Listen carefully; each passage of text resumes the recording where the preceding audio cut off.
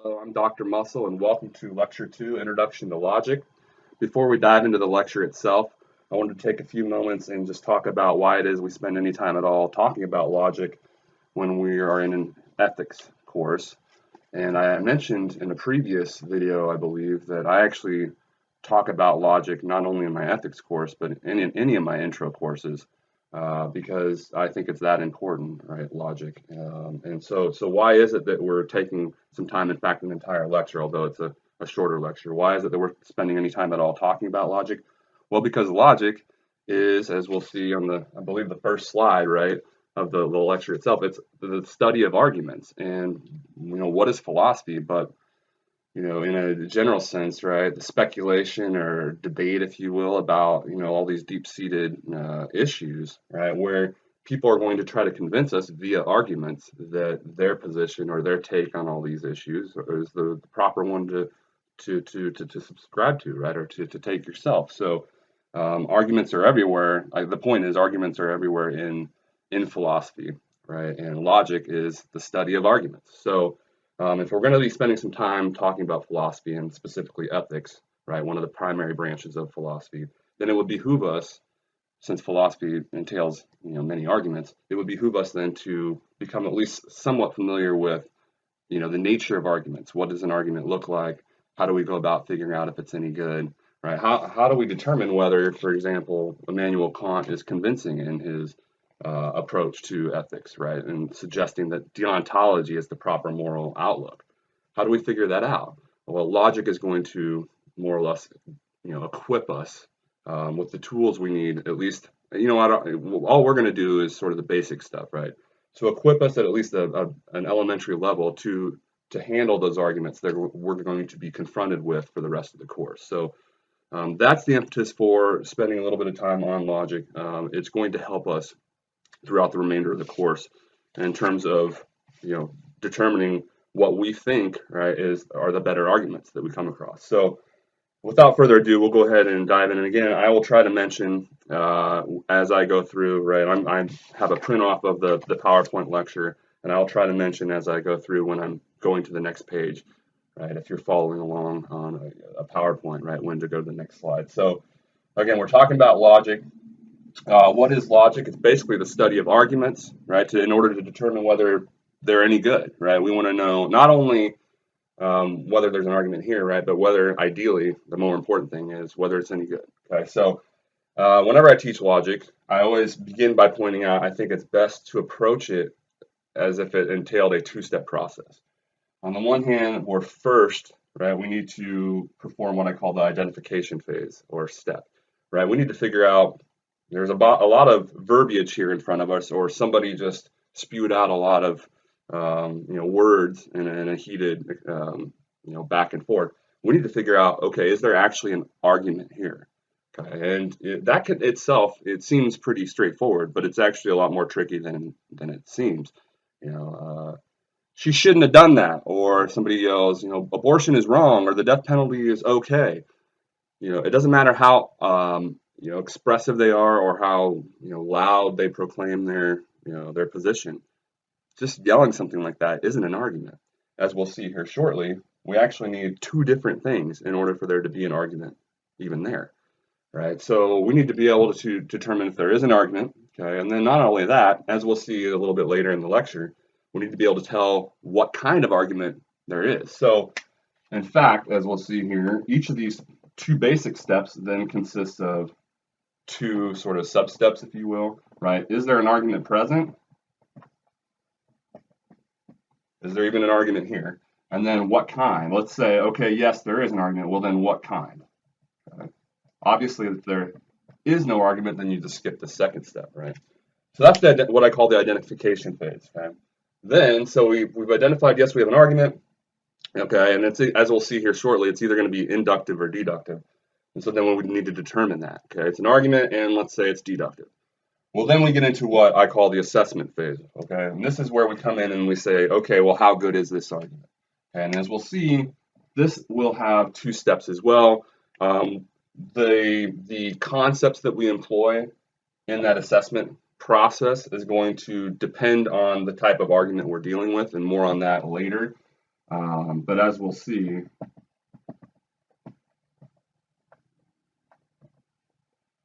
we are either going to be assessing the argument's validity and soundness if it's a deductive argument, or the argument's strength and cogency if it's an inductive argument, okay? But either way, regardless of what type of argument it is, there's a two-step process, right? We're going to analyze how well the premises connect to the conclusion. Okay, that's this first fork here, if you will. And then we're also going to go in and analyze the truth of the premises themselves, okay? And this will make much more sense as we go through here, or go throughout the rest of the lecture here. But in general, I just wanted to point out, okay, logic, study of arguments, has two general steps: identification, which then consists of two substeps, right? Is there an argument here, and what kind is it?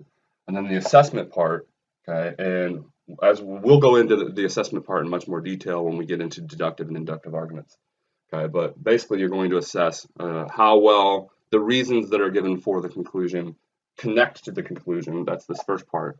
And then also how true, or whether or not the reasons given are in fact true within that argument. Okay, so again, don't worry about this too much. I also meant to, I should have started by pointing these things out, but if any of this seems kind of overwhelming, don't worry too much. Okay, obviously our emphasis is on ethics, not logic.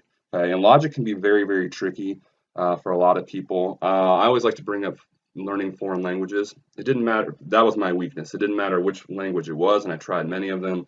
Didn't matter how much time I seemed to spend trying to study the language. It doesn't click for me. I don't know what it is. And I have a buddy who's the exact opposite. He like learned 8 different languages. Some people, for whatever reason, that's logic for them. So, you know, if it's not your cup of tea, or if it's not making a lot of sense, don't sweat it too much. Okay, we're just going to be dealing with the basics. And I know that it is almost learning like learning a foreign language with all these new concepts and so on. On the other hand, if you're kind of mathy, you'll see that there's a lot of parallels with logic and how it works and with math. So if you're mathy by nature, a lot of programmers, lawyers, there's a lot of similarity in the way the mind works with logicians. And in fact, if you're going to take the LSAT and you want to go to law school, there's going to be a lot of logic stuff on the LSAT. So, you know, logic, again, very, very helpful, but can also be very tricky. And I just wanted to mention that and address that as well, and be upfront about that it is tricky. I understand that. And I expressed why it was that we're doing any of this, right? But do realize I understand that it is tricky, it's difficult, and don't sweat it too much. After the first part quiz, right, you won't even have to worry about this specific stuff. And then in terms of the quiz, if you're worried about, you know, what do I need to know in terms of logic, there won't be a lot of, you know, specific arguments, or there won't even be, that I can recall, any specific arguments where you have to go in and analyze and do particular stuff. Instead, in terms of the logic on the quiz, you want to know the general stuff. You know, what is logic? You know, as we'll see here in a second, what exactly is an argument? You know, what is this notion of a premise? The general conceptual stuff, okay? So I think that's all I wanted to mention. Difficult subject, not for everyone. On the other hand, like I mentioned, it is interesting to note that there are a lot of synergies, I guess, or however you would put that, where, you know, if you do a lot of programming, then, you know, logic, it's going to probably match up well with your way of thinking, if you will. Anyway, okay, so back to the lecture itself. So let's move on then. We talked about what logic is in general, how it's kind of best thought of, or at least in my opinion, as a 2-step process, and then how there's, you know, 2 minor steps within each of those major steps. So let's talk about, we know we're dealing with arguments. That's the major sort of thing we're dealing with here. Well, what is an argument? Of course, we probably all think we know what an argument is on the face of it, right? But as I intimated a moment ago, it's maybe not as straightforward as we initially think, right? It's basically at least 2 or more claims expressed together that, when taken together, are meant to support a position on an issue, right? So you need at least 2 separate claims, or things that are said or written that can be either true or false, okay? Which are intended, when taken together, to support a position on an issue, okay? So that's a lot there. what does all that mean to unpack it? Really, there's two basic things that are needed, right? A premise, okay, or something that's said or written, right? So an argument can be expressed verbally. It can be, obviously we're going to be reading lots of arguments. Whatever shape or form it takes, you're going to need a premise, at least one premise, maybe 10,000, okay? At least one premise and then a conclusion, okay? So what do we mean by a premise? It's something that's said or written, whatever form the argument's taken, right? That is intended to support or give us reason to think that the conclusion is true, right? Or it's a reason given for us taking the position on the issue, whatever the issue is, right? So, for example, it gets really hot and humid here. You shouldn't move here. Okay. So the premise would be it gets really hot and humid here. Okay. That's the reason given for them taking that position or the conclusion, which is right. Well, the issue is should we move here, and the conclusion would be no, you shouldn't. Right. And so that premise that was given, it gets really hot and humid. That's the reason that's given. Okay. That's what we mean by a premise. You always need a premise given or expressed in some way, right, in order for there to be an argument. That's why I was suggesting earlier, it doesn't matter how loud somebody shouts, the death penalty is wrong or the death penalty is fine. It doesn't matter how loudly they express that, right? If they don't also give us some reason to think that's correct, that position or that stance on that issue is correct, or the one we ought to take, then they haven't provided us an argument. All they've provided us is a position, right, without any support or without a premise to think it's the correct position. Okay, so strictly speaking, you need these two ingredients. Okay, what's the conclusion? It's just the stance that you're taking on the issue, right? It's what's supported by the premise. So in the example I gave, right, it would be you shouldn't move here. Okay, so that's the conclusion. Again, the issue would be should you move here, right? It's like a question. It's something about which there's a debate. Should you move here? The conclusion, whoever's offering that argument, right, their stance they're suggesting not to take is no, you should not move here. And the reason they gave, right, is it's hot and humid. Okay? So they have provided an argument. The conclusion was don't move here, you should not move here. And the reason given was it's hot and humid. Okay? You need those two things. If they had just said, again, it could be really loudly, you shouldn't move here. Not good enough. Okay? They need to give us a reason, okay? At least for us to say correctly, right, that they have an argument, that they've offered us an argument. Okay? Also, in terms of an argument, right, lots of shapes and sizes. In some sense, right, you can have, and I'll give you an example. Actually, right now, let's go ahead and give this example of an argument that's given in one sentence. Right? So you can have an argument in one sentence. And on the other hand, you can think of an argument as consisting of an entire book. For example, John Stuart Mill's book, Utilitarianism, in some sense, right? That's one gigantic argument for why we ought to subscribe to utilitarianism. So arguments, again, do come in lots of shapes and sizes. I wanted to emphasize that, make sure that that's coming across there. So let's go through. We have an idea of what an argument is now, and the two basic ingredients. Let's go through a quick example here. Bear with me while I get this on the board. In a democracy, the poor have more power than the rich because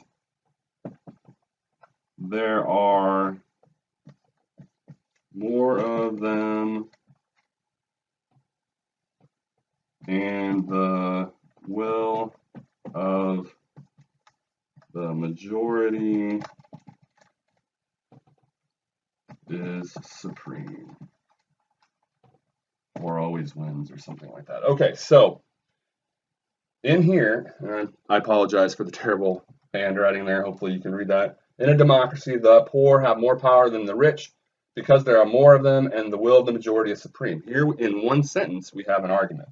And there are things within this sentence which can be taken by themselves and then determined to be true or false. All right, so what I always, when starting off, I always suggest trying to highlight or find the conclusion first, starting with that. And then I think it's easier to kind of work backwards once you find the conclusion and work backwards and then find the premises or the reasons given for that conclusion. So what we're doing here, right? What are we doing here? We're trying to find. We know there's an argument here. I'm saying yes, there's an argument here. Okay, so is there an argument here? Is there something here that looks like a premise and a conclusion? Yes. Okay. What we're trying to do now is highlight, what is the conclusion, and then work backwards and figure out what the premise or premises are. Okay, and so one of the first things I'd mention is we have what are called indicator words. Okay, so when you're doing this business of logic, right, and you're analyzing an argument, and you're trying to figure out, what the conclusion is, you're going to look for certain types of words, and then similarly, when you're trying to find the reasons given or the premises, right, you'll also look for certain types of words. So, for example, what are some conclusion indicators? Therefore, as a result, okay, consequently. Okay, those indicate that a conclusion, at least when you have an argument present, that a conclusion is likely to follow. And then similarly, we have premise indicators, right? And I'll indicate one here, right? Because that tends to signal, hey, or indicate, hey, there's a reason that's about to be stated, right? Or a premise is about to be stated, right? For believing whatever. Because since is another common one. As a result of, okay, now as a result, comma usually indicates a conclusion might follow, right? But as a result of is sometimes an indicator of a premise. So we know then that the premise is probably going to follow from that. I just want to mention that. Now we don't actually have a conclusion indicator per se in here, but I did want to mention, right, the presence of oftentimes of indicator words, right, which will make this business a whole lot quicker and easier. So hopefully, can you spot the conclusion here? And if we were in the classroom, everybody would be like, well, where is it? Hopefully you notice the conclusion is, look, the poor have more power than the rich, right? That's the stance taken or the position, okay, given here. The poor have more power than the rich, okay? Now, why think that? Okay? And what's the issue, the more general issue? Who has the power in a democracy, okay? And the position or conclusion they're taking is the poor have more power than the rich in a democracy. And I should say all of this is always qualified by this, right, in a democracy. So the conclusion is the poor have more power than the rich. Okay? And then what's the premise? Well, again, we have an indicator word right here. So there are more of them. So look, that's a reason to think the poor have more power than the rich because there's more of them. That in itself, even if we weren't given the last part, that in itself, if we were just told in a democracy the poor have more power than the rich because there are more of them, that in itself is an argument, right? We're given a reason for thinking this is true. Okay, it would have been a lot weaker or not near as good of an argument, right, as when you add this. So we actually are given a second premise or a second reason for thinking this is true. Okay, and they say the will of the majority is supreme. So couple those two premises together, and then this becomes a lot better argument, right? Because these two together, if it's true that there's more poor people than rich people in democracy, and if it's true that the will of the majority, or whoever there's more of, is going to reign supreme, well, then it's a lot more convincing, right, that the poor have more power than the rich. Okay, so taking these two premises together, that makes it a lot more powerful of an argument. But I just wanted to point out that, strictly speaking, to have an argument, you really only need one of the two premises, right? It just wouldn't be near as good of an argument. Okay, so hopefully you're sort of getting the hang of, what an argument looks like, how it works, the basic building blocks or ingredients of an argument. Again, what's the fancy logic terms for those? Premise, conclusion. Okay? Be familiar with those terms. You always have, at least in an argument, you always need to have the conclusion, okay, which is usually always there, right? Abortion's wrong or the death penalty's wrong. That's the part that's usually always there, right? But to have an argument, you also need to have evidence or reasons to think that's true. That needs to be present in order for there to actually be an argument there.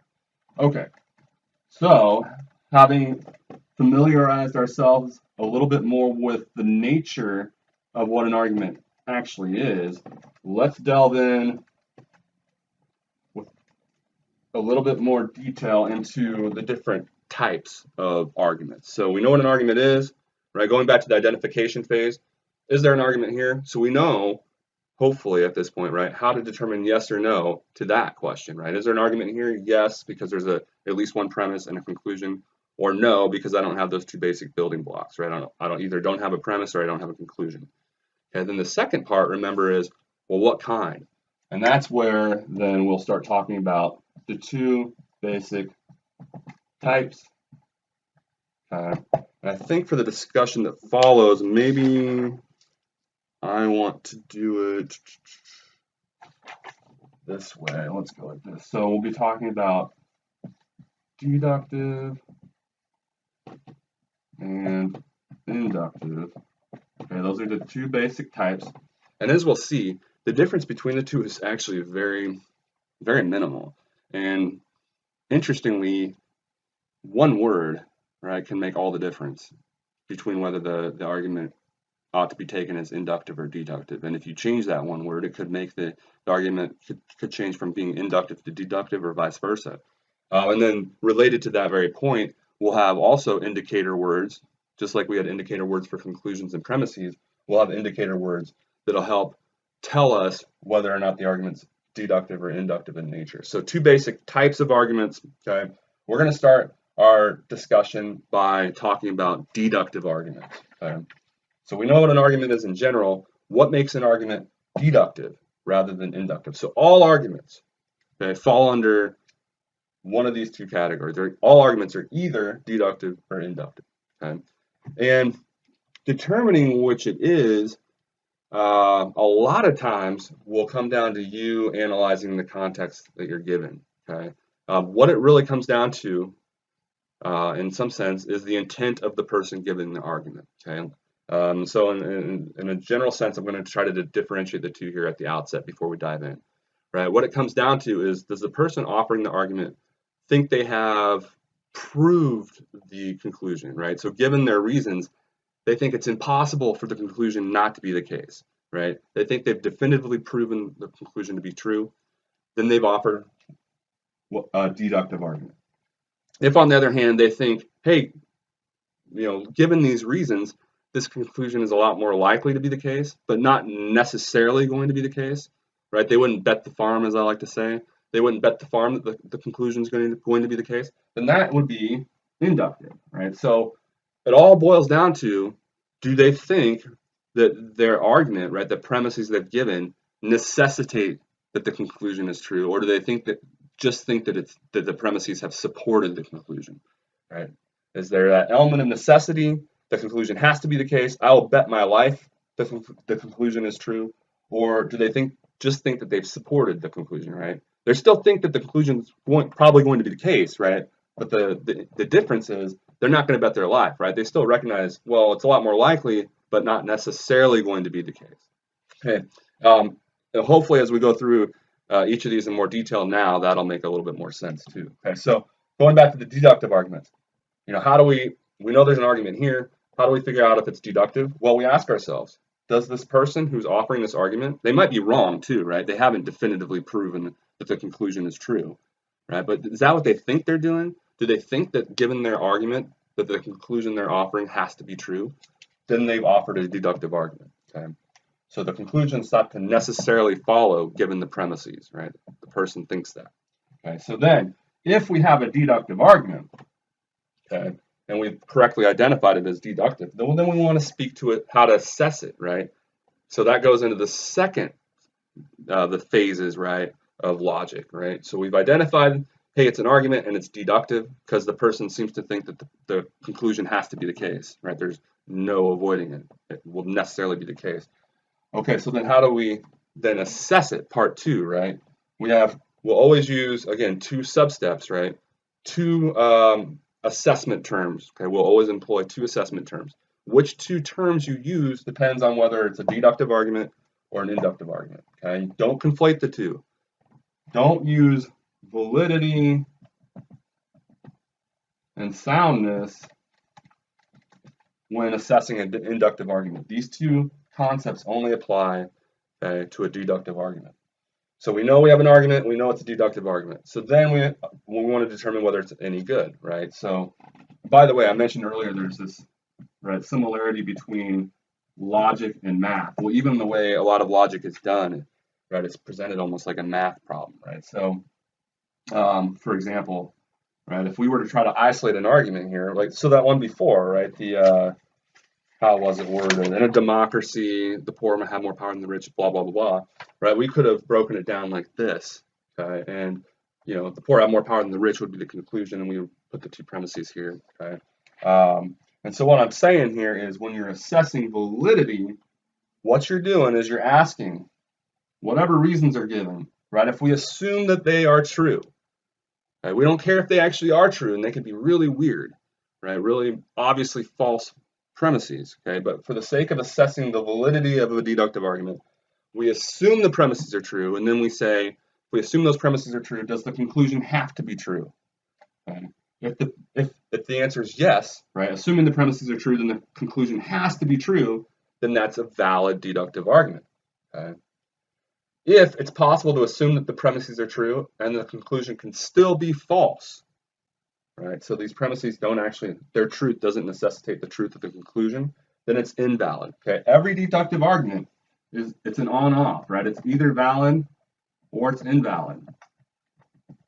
It's either the case that the premises necessitate the conclusion, or it's not the case, right? The truth of the conclusion, or it's not the case. Okay, so again, what we're doing when we assess the validity of a deductive argument is we're analyzing how well connected the reasons given are to the position the person's taking, right? And we're saying, okay, assuming these premises are true, does this conclusion have to be the case? If the answer is yes, again, it doesn't matter how ridiculous the premises actually are. If when you assume they're true, the conclusion has to be true, then that's a valid argument. Okay? And that, for a lot of rookies, you guys are all rookies unless you've had experience with logic, it can be really weird. A lot of valid arguments, it seems strange to a lot of rookies to call them valid because of how gnarly or weird the premises are and how straightforwardly false the premises are. Again, it doesn't matter whether the premises are in fact true or false when you're assessing the validity of the deductive argument, right? You're assuming they're true, and then you're asking yourself, if I assume they're true, does this have to be true? If that answer is yes, then it's valid. If you can assume these are true and this can still be false, then it's invalid. Okay? And you're just going to have to, that's what validity is, and you're going to kind of have to commit that to memory. Hopefully it makes sense.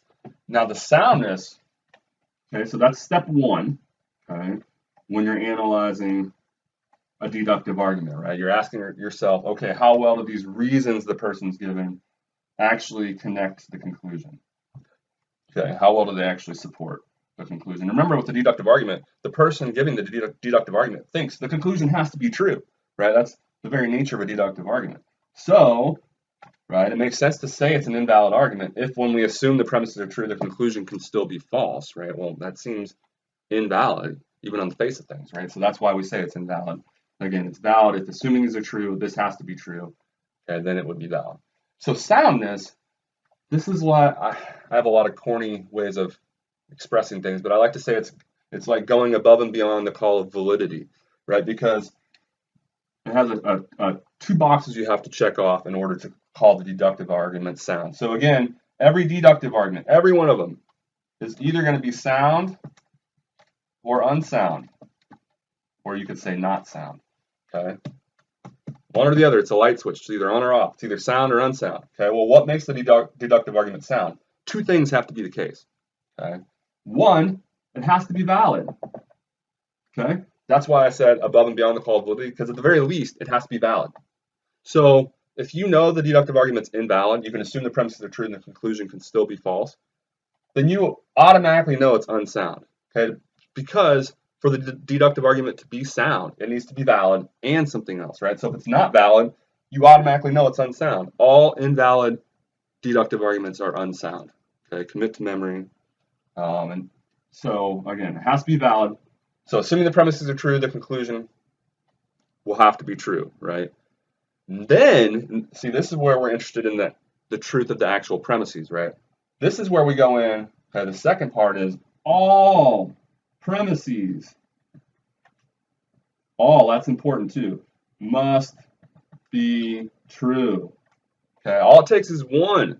Okay, the more premises you have, the easier it is to render the argument unsound. All it takes is one premise to be false, and the entire argument is rendered unsound. Okay, so all premises must be true. So it has to be valid, and then all the premises, you go in. This is where you actually care about the truth of the premises, right? Is it in fact true that blah, blah, blah, blah, blah, and blah, blah, blah, blah, okay? Now, assuming you've gone in there and you've analyzed it, and you say, okay, yeah, then and only then is the argument sound, okay? Now, usually, especially in philosophy, right, it's pretty clear whether the argument's valid or invalid, where a lot of the debate is, it's on whether or not the premises, all the premises are in fact true or not, okay? And look, a lot of times, strictly speaking, maybe you're in a position where you can't tell if it's unsound or sound because you don't know, at least definitively, whether all the premises or at least some of the premises are true or false. Then, strictly speaking, you can't speak to whether it's sound or unsound. But if you might not know the truth or falsity of all the premises, but if you know, on the other hand, that at least one of the premises is false, that's all you need, right? And you could say, nope, hey, all the premises are not true, therefore it's not sound. It'd be unsound, right? But I just want to point out there that, look, a lot of times you don't necessarily know whether or not the argument's sound or unsound. To be able to say that definitively, you would have to be able to know whether each of the premises is in fact true or false, right?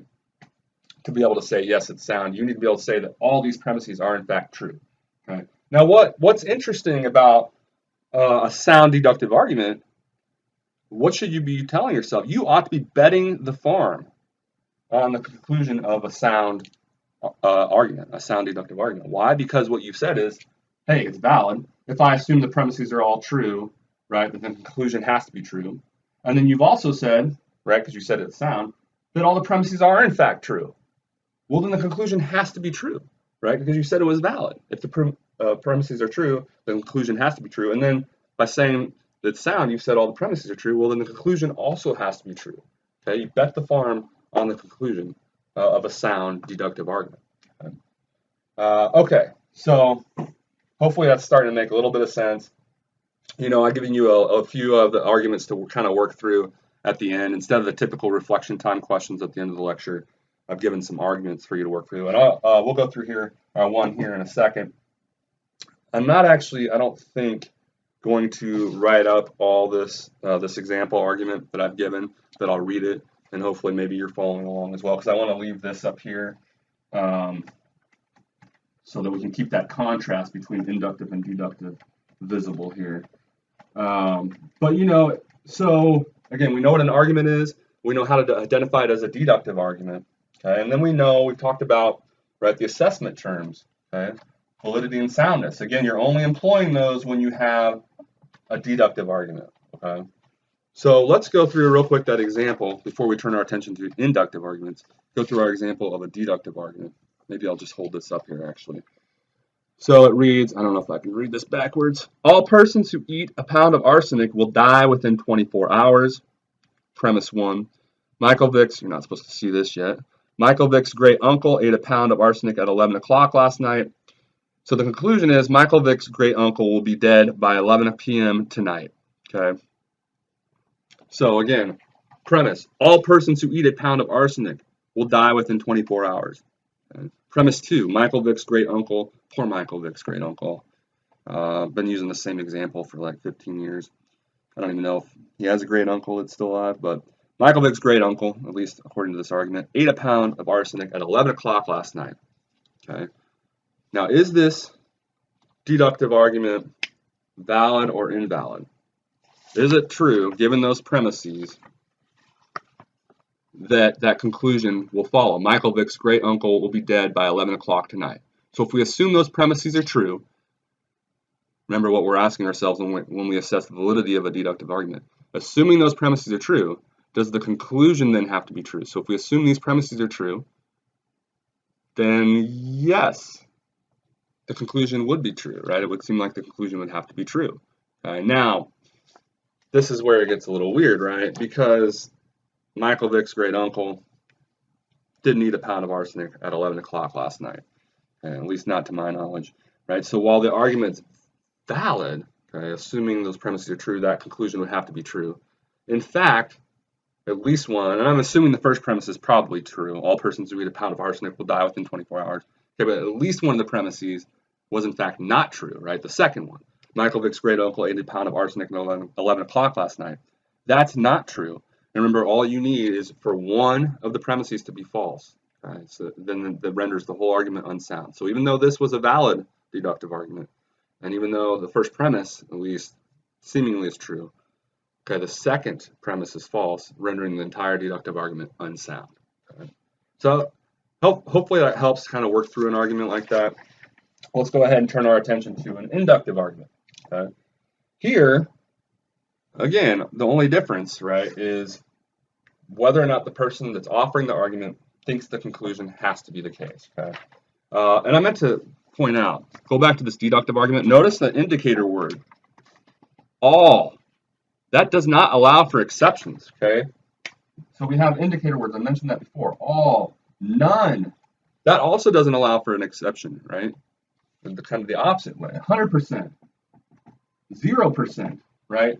These are terms or expressions that are indicative of a deductive argument because they're not allowing for any exceptions, right? 100% of the time this happens, or none of the time, 0% of the time this happens, right? So those are going to be indicative of deductive arguments. Whereas, right, if we get most, many, sometimes, right, or percentage-wise, right, 99.9999%. Look, that is not deductive. That is, albeit very small, right, it's acknowledging that there could be an exception, right? It doesn't happen 100% of the time, okay? It's not necessitating a conclusion, okay? 99.99% of the time, yada, yada, yada, that's not a deductive argument, okay? You're allowing for an exception, okay?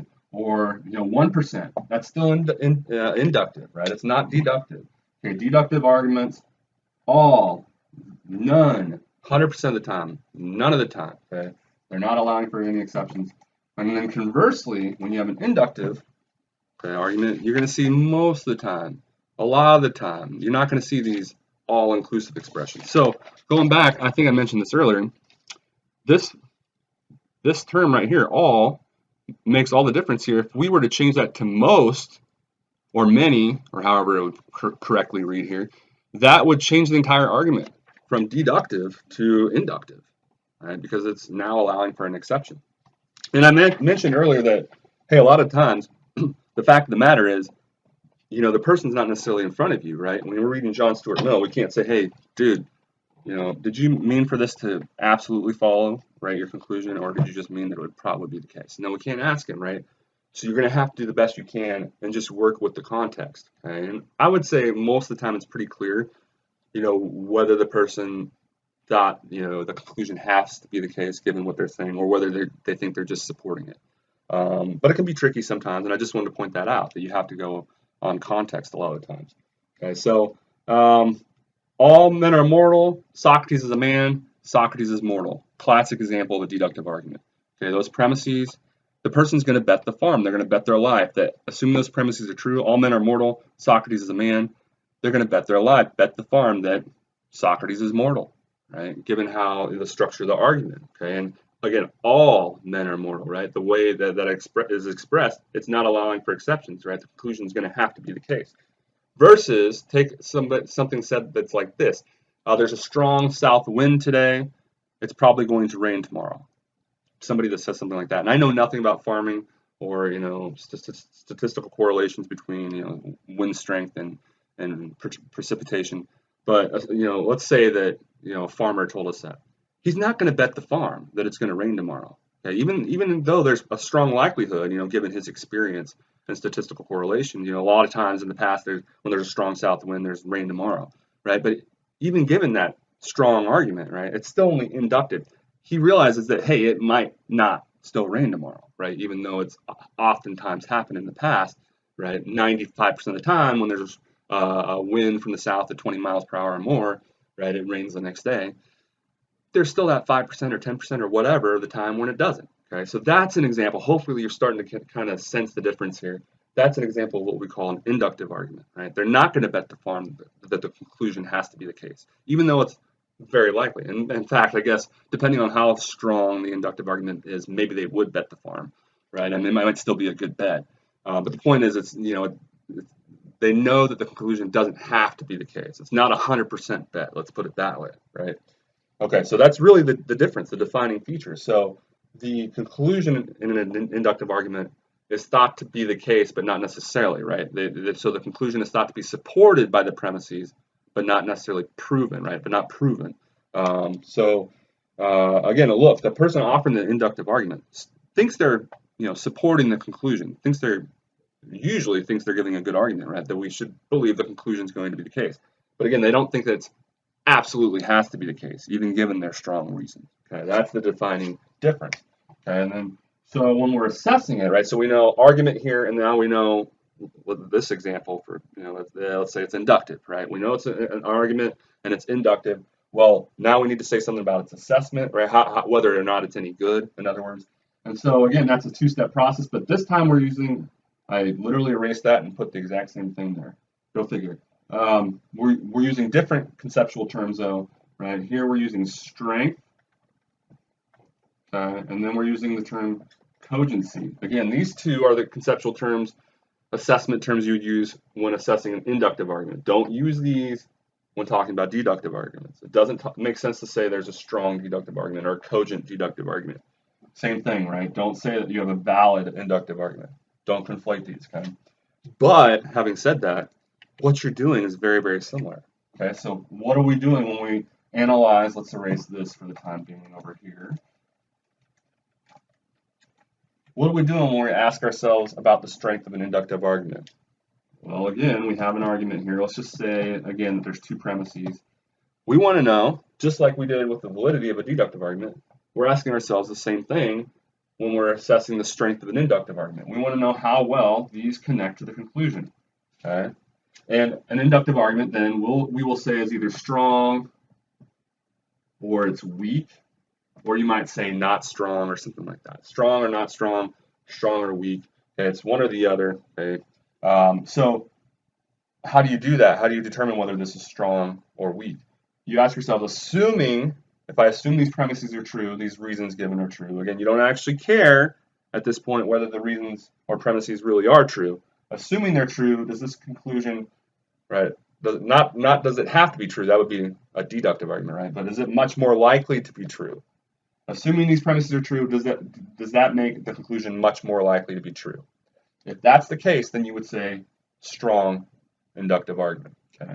And again, that can be a little weird or funky for rookies, because you can get some inductive arguments with just ludicrous, in fact, the example I'll give you here in a moment, just ridiculous premises that are clearly false.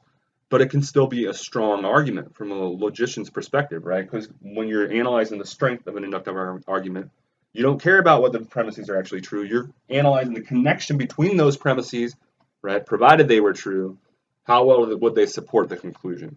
Okay. How well is this connection? Forget whether these are in fact true.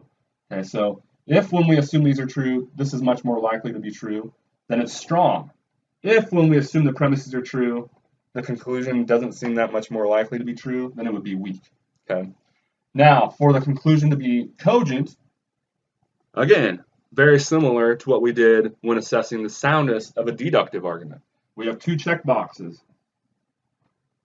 First, it has to be strong, right? So you might say, like I did earlier, it's going above and beyond the call of strength this time, right? So if it's not strong, right, assuming the premises are true, the conclusion is a lot more likely to be true. If that's not the case, right, it's weak, it's a weak argument to begin with, then it's not a cogent argument. Okay? But if it is strong, well, in addition, right, so again, it's strong, assuming the premises are true, the conclusion is much more likely to be true. In addition, now we're going in, just like we did when assessing the soundness of a deductive argument, we're going in and assessing whether, in fact, all the premises are true. Okay, so again, all inductive arguments are either going to be cogent or not cogent. You get the idea there, and it's just not cogent. Okay, so what makes it cogent? It has to be strong. If it's not, so again, if it's not strong, if it's a weak inductive argument, right away you know it's not cogent. Okay, so to be cogent, it's got to be strong. Assuming those premises are true, the conclusion is a lot more likely to be true, and all the premises have to be true. Okay. So if even one, all it takes is one, if even one of the premises is false, okay, the whole argument then, even though it might have been strong, is still not cogent. Okay? The only time you would say the whole argument's cogent, right, this is a cogent inductive argument, is if it's strong and all the premises are true. Okay, let's go through a quick example here. So, let me see, I'll just bend this. There we go. Sorry about this, guys. Most people named Brad have over $17 million. Come on, right? Crazy. Premise 2, your instructor's name is Brad. Not so crazy. Conclusion, your instructor probably has over 17, whoops, you're not supposed to see that. Your instructor probably has over $17 million. Okay, is this argument strong? This is where it can seem a little weird, right, for rookies, okay? This is a strong argument. Even though premise 1 is clearly false, unfortunately, for me, right? It's still a strong argument because if you assume the premises are true, which is what you're doing when you assess the strength of the inductive argument, if you assume the premises are true, then that conclusion is a lot more likely to be true. Okay? So it is strong, but then is it cogent? Well, this is where you would go in then and say, hey, red flag right here. Most people named Brad have over $17 million. Unfortunately, let's see how it is. Not true, right? Unfortunately not true, thus rendering the argument not cogent. Okay, so hopefully you can start to make out the difference, right? Know what an argument is in the first place, and you're sort of sensing the difference between a deductive and inductive argument. Again, not a lot of difference, right? Notice the indicator word here. I meant to point this out. Most. Okay. It changes to all. Boom, that makes a world of difference here, right? Now, probably typically indicates an inductive argument as well. But see, those words there, just tweak a couple words, tweak a word or two here, and that can make all the difference between whether or not that argument, right, you're going off the context, whether or not that argument should be rendered inductive or deductive. Okay. So know what an argument is, know the two basic types, and what makes the difference between those two basic types. Okay. Real quick here, let's see what I've done with this. Yeah. Real quick, I wanted to talk about a special kind of inductive argument that you probably heard of, and it's so common, especially in philosophy, that that's why I wanted to take the time to mention it here. It's called an argument by analogy. And again, this is a type of inductive argument, okay? And the way this works, right, is it's pointing out, basically, as the premises are, it's basically pointing out, hey, look, there's all these similarities between these two things. And then based on those known similarities, they want to suggest that there's going to be this other thing that's true of both those things. So let me give you an example real quick. Let's say that we have two sisters, Susie and Sally, and we know, right, that, let's say, they both like the color blue.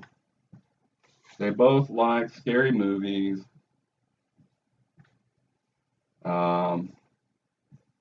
both like math. Okay, and the idea is, hey, look, so says the person offering the argument by analogy. Hey, look, there's this cool class called logic, and we know Susie likes it. And look how similar, right? All these they have so many other similarities. The odds are, right, that Sally is going to like logic as well. So see how that works? So the premise would be something like, premise 1 might be like pointing out all the other similarities, right? They share all these similarities.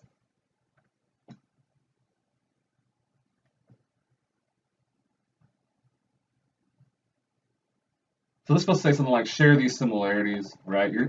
Sorry about that terrible handwriting, guys. I might as well not even write anything there at this point. Share these similarities, right? So you're saying something like, you're rattling off all the similarities. And then premise 2 would be something like, hey, look, Susie, so premise 1 would be Susie and Sally both like blue, the color blue, the scary movies, math class.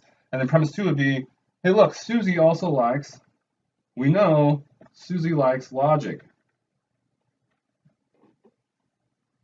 So they have all these other similarities. Whatever Susie likes, Sally seems to like. We know Susie likes logic. premise 2.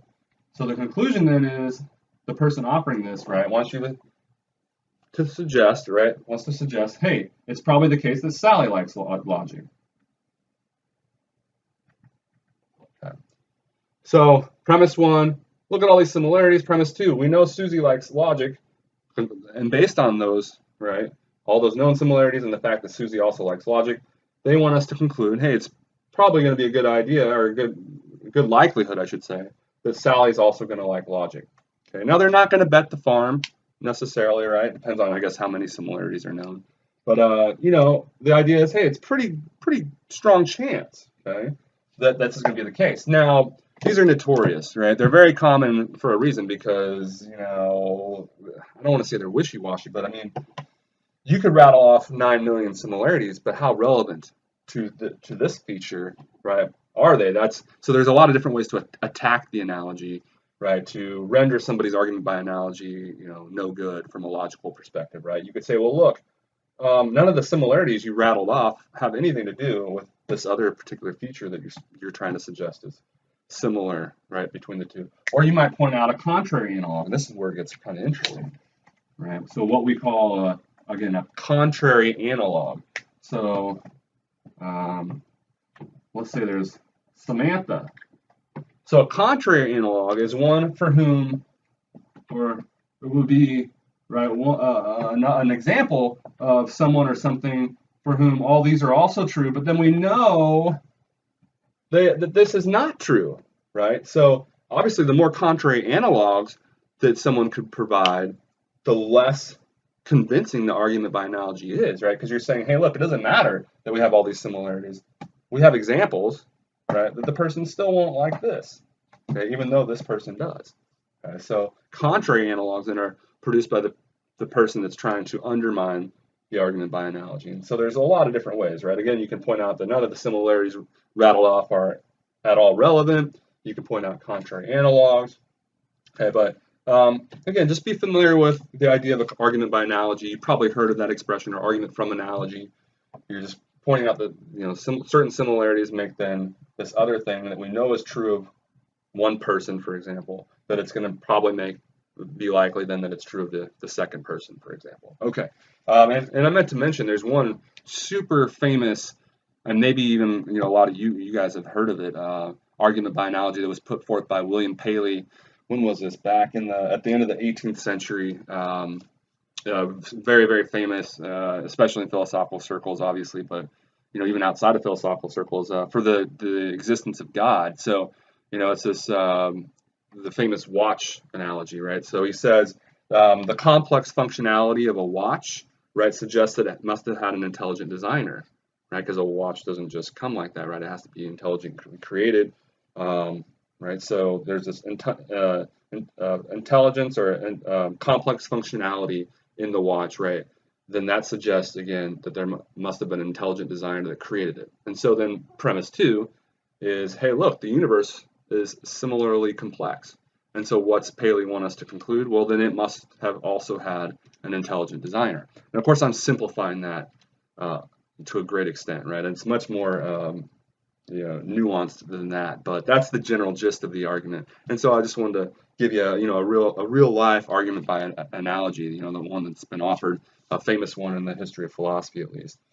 Okay, the last thing, again, we're not going to do too much in logic, right? If you actually find yourself digging this kind of stuff, you know, the more mathy stuff in the logic, you know, we do offer entire classes in logic, you know, not just intro to logic. I mentioned in the first video, right, that there are higher level classes in logic. So if you find yourself liking this sort of thing, I mean, you can take intro to logic, which I also teach. I mean, I think this stuff is very applicable to our everyday lives. It's very helpful to, you know, analyze things in this logical manner, I feel like, anyway.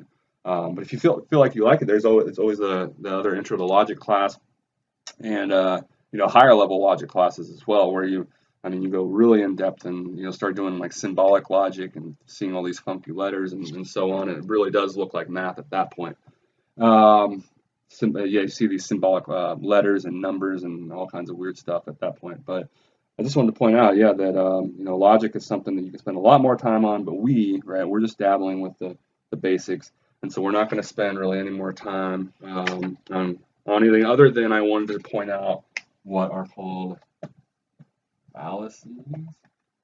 Okay.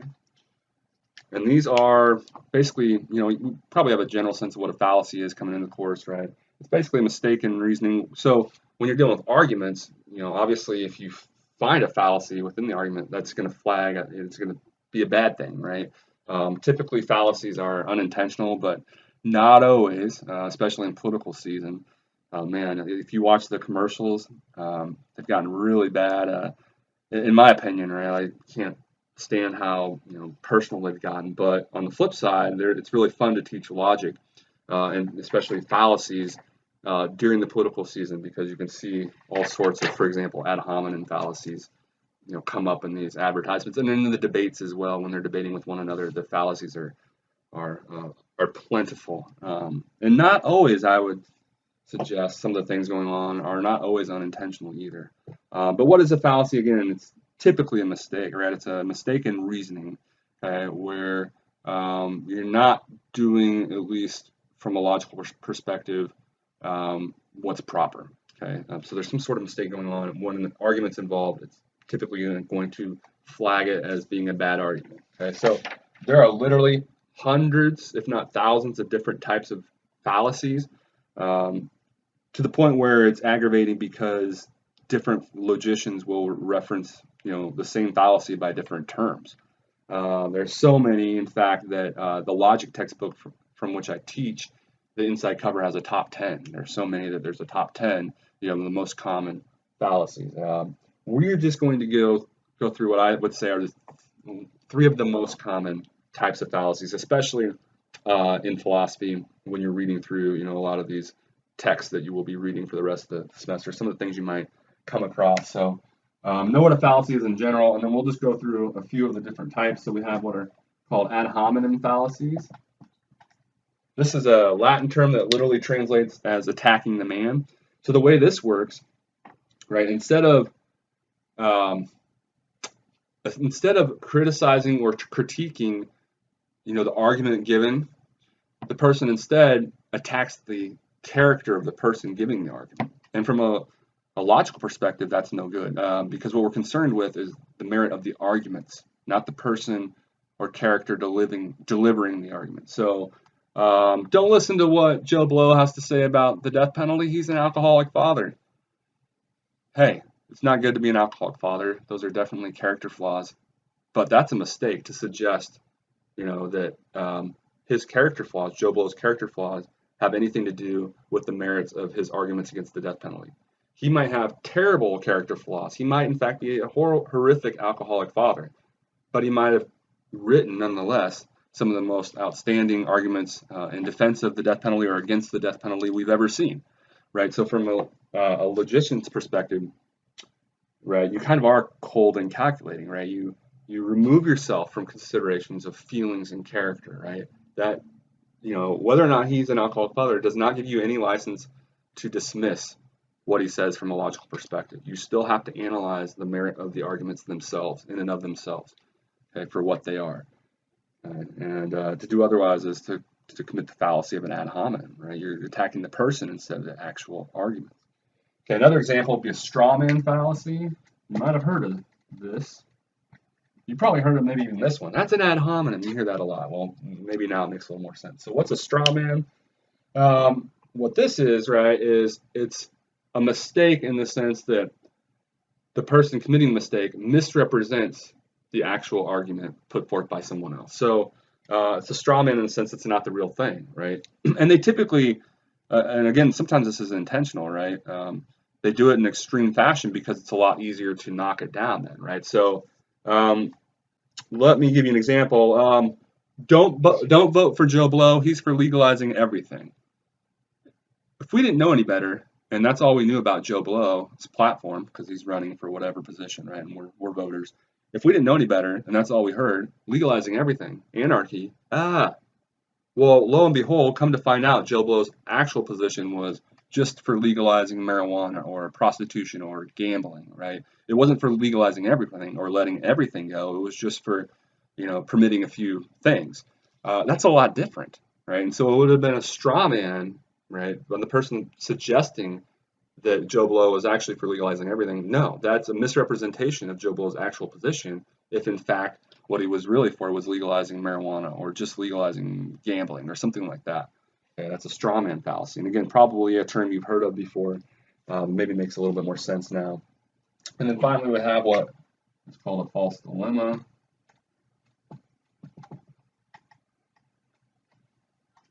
Okay.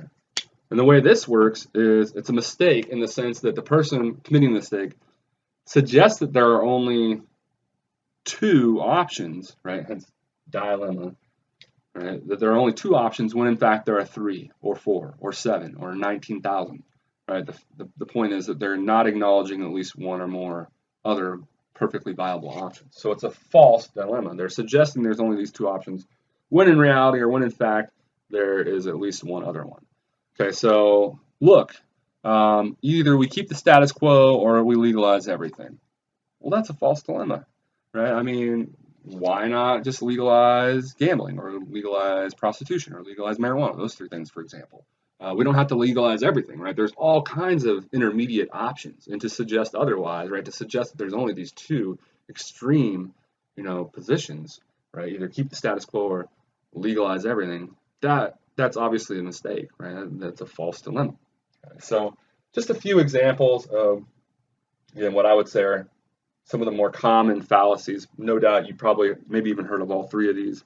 Okay, I wanted to conclude by just mentioning, and these are kind of suggestive of how you will apply what we've talked about to all the readings henceforth. Suggest some questions then that you should always have in the back of your mind as you're doing these readings going forward. These are logic speak or logical questions, right, that you would have. Okay? What is the author, right? So starting for the next lecture when we talk about Thomas Hobbes and his moral conventionalism. What is the author trying to convince me of, right? So what is Hobbes suggesting, right? What's his position, in a very general sense on morality, right? These are the kinds of questions you should have in the back of your mind. And logic speak, that would be like asking, what is his conclusion? So in a very general sense, what position or conclusion does he reach on morality? Okay. What reasons does the author offer in support of that position, right? So what reasons does Hobbes give for whatever stance he takes on morality? This would be equivalent to, in logic speak, right, to what we call premises. Okay, what premises are advanced? Third question, assuming these reasons are true, right, provided these reasons Hobbes gives us are in fact true, does that conclusion, right, his ultimate position on morality, does that have to then be the case? So if it's true that this is what we're like in the state of nature and that yada, yada, yada, yada, yada, then is it really ultimately true that we ought to take the moral conventionalist stance on morality, right? So how well, assuming those premises are true, do they actually connect then to that conclusion, that ultimate stance or position? And then finally, right, so that would have been, right, that third question is like applying, logically, like asking, the question of validity, applying validity to the argument that Hobbes gives us, right, or applying that concept of validity, right, assuming those reasons, things he says about the state of nature and so on and so forth, assuming all that stuff's true, how well, right, does that connect to the position of moral conventionalism, right? How well does it support his conclusion or his ultimate stance? Okay, and if it does, right, all those things, if we assume what he says is true, right, if it does seem to necessitate his conclusion or his stance on morality, then what he's saying seems to be valid, right, from a logical perspective, right? We'd say it's valid, or if it's inductive in nature, we'd say it's strong, right? But we're assessing that connection between the premises and the conclusion. And then finally, right, the fourth logical question, we're concerned with the truth of the premises, right? Are they in fact true? This would be like applying the concept of cogency if we're dealing with inductive arguments, right? Or soundness if we're dealing with deductive arguments. Okay? Are the reasons in fact true that Hobbes gives us, for example? Whatever reasons that are offered for the argument or for the conclusion being true, right? Are those reasons in fact true? Is it true that this is what we'd act like in the state of nature? Is it true that that we really are this self-interested and evil by nature? Is it really this gloomy and dreary? Those are the kinds of things that you should have, right? There's a reason why we went through this stuff, talked about this, all this stuff on logic, right? And so I want you to have these questions again in the back of your mind as you're going through and doing these subsequent readings. So there's something I've been wanting to say, and I can't remember what it was. This is the upshot of having a terrible memory. All along the second half of this video, this lecture, there's something there, and I just can't remember what it was. I think I covered all the major bases. If I think about it, and it's important enough, I'll mention it in the next video. But otherwise, I think that's it. Again, nothing too sophisticated or fancy here. I know that it is brand new for a lot of you guys. Again, I like learning a foreign language, so don't stress out about it too much. So what I've offered for the reflection time questions, right, are just a bunch of examples. So what I would say, this is a little bit different than the typical reflection time questions. Rather than, offer a robust response to just one question, given the way these are, right, and what I'm asking you to do, right, and that's just identify whether they're deductive or inductive, and then assess them accordingly. There's not really a lot of opinion giving, right? It's just, is it deductive, inductive, and then is it sound and valid if it's deductive, and so on, right?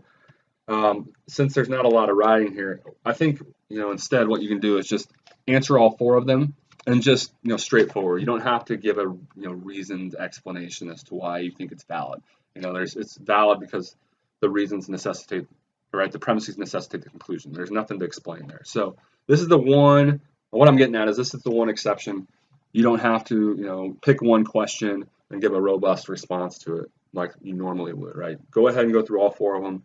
Do the best you can. Identify whether they're each deductive or inductive. And then if it's deductive, say whether it's, valid or invalid and whether it's sound or unsound. And if it's inductive, say whether it's strong or weak and whether it's cogent or not cogent.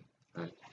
Otherwise, I think that's it. Again, feel free to contact me if you have any questions. Don't sweat this stuff too much. Think general. We won't be doing anything like this. Okay? I think it's good to try to apply what we've been talking about to specific arguments and examples. That's why I do this.